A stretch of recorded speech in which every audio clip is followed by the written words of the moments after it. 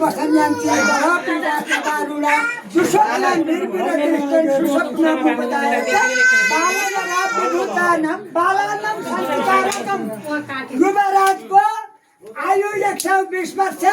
सौभाग्य 120 वर्ष सौभाग्य भनेको यहाँ कसैले जान्दैन जान्दैन म भन्छु ल फुर्सपा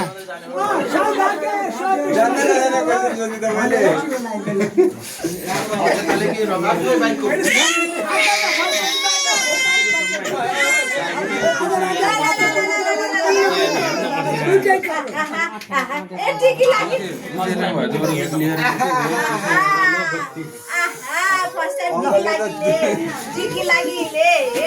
खानेकुरा ताराले पात ल्यादै निरा दुईटा